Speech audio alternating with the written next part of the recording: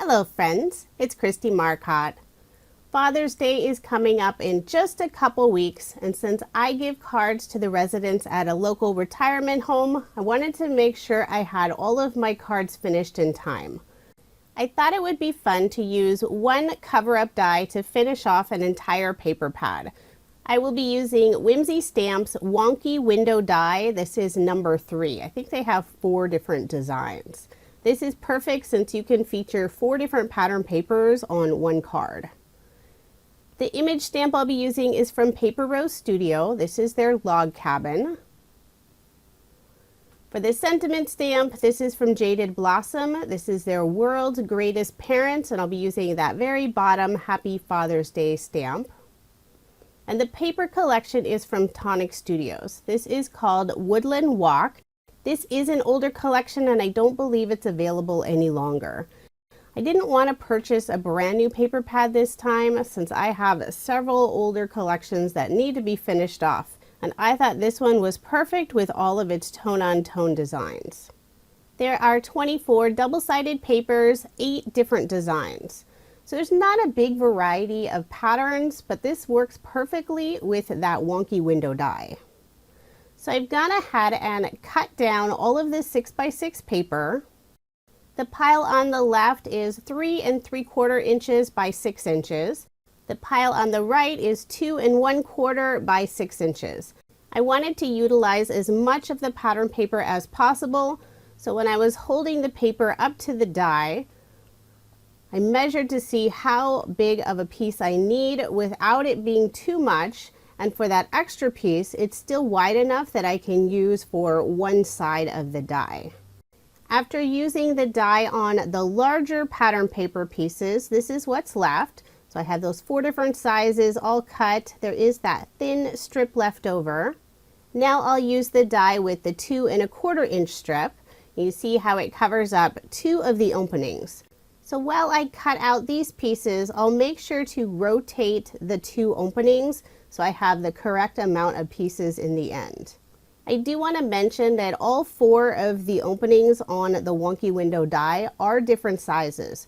So there's only one piece that goes into one opening. A couple of them look similar, but they are different. So I have all of my frames cut out. I used some dark brown cardstock. I have all of the inside window pieces, and then I do end up with these 2 small stacks of strips on the left side. I'm doing all of the prep work before I start assembling any of the cards. So now I'm working on the image. I have some white cardstock in my regular size MISTI. That way I can fit 2 images on one sheet. The ink I'm using is from scrapbook.com. It's their dark chocolate color, and I do need to ink it up twice to get a nice solid impression. Then I'll cut all of those images out using Tonic Studios stitched oval die. Next, I'll stamp out the sentiment using the same ink color, but this time stamping on some craft cardstock. I used my trimmer to cut out all of the sentiments, and then I decided I would cut a fishtail on each end. So this did take me some time since I'm doing it with my scissors. This was a project I worked on in between some other card projects. I would cut a few fishtails here and there, set it aside, work on a different project, then come back to it. So now I have all of my pieces cut out, prepped, and ready to go. Other than adhesive, the only other thing I need are card bases. So I have my stack of card bases, and these are already creased and folded. So let's go ahead and assemble one of the cards. I selected 4 different pattern paper pieces from my window. I have my frame. I'll put some liquid adhesive on the back and glue this directly onto my card base. And I want to make sure I have it the correct direction. As I mentioned, some of those openings look the same size, but they're not.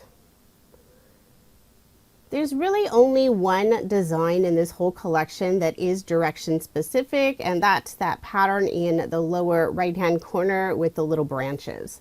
All the others, it really doesn't matter which direction it goes. So just remember that if you're using a paper pad that has more direction specific papers. You don't want to end up with half of your designs upside down. So once I have all of those pieces glued into my frame, I'll attach my oval, and I am gluing it more toward the right side of the card. For the sentiment, I'll put this directly underneath the image. And even though I am hand delivering these cards and could add a lot of dimension, I decided to keep the design very simple. So there is my finished card, and I ended up making a total of 36. They're all just a little bit different depending on how I mixed and matched the pattern papers. So I do have these leftover pieces, and I didn't want them to go to waste.